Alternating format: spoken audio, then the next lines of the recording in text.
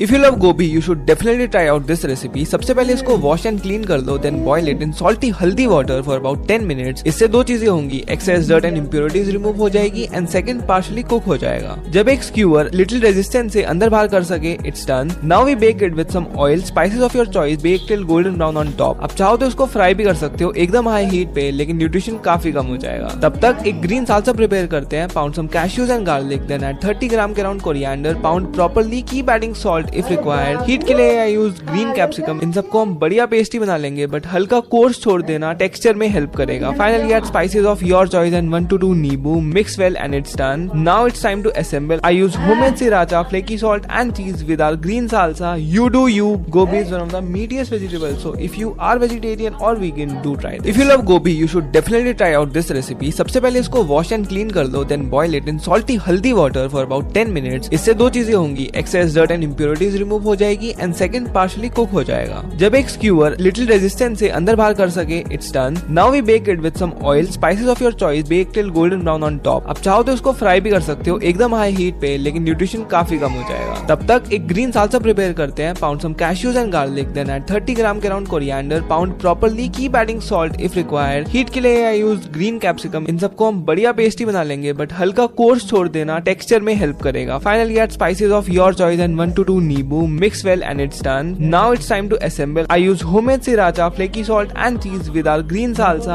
You do you. Gobi is one of the meatiest vegetables, so if you are vegetarian or vegan, do try this. If you love gobi, you should definitely try out this recipe. सबसे पहले इसको wash and clean कर लो, then boil it in salty haldi water for about 10 minutes. इससे दो चीजें होंगी, excess dirt and impurities remove हो जाएगी एंड सेकंड पार्शली कुक हो जाएगा। जब एक स्क्यूअर लिटिल रेजिस्टेंस से अंदर बाहर कर सके, it's done. Now we bake it with some oil, spices of your choice, bake till golden brown on top. अब चाहो तो इसको फ्राई भी कर सकते हो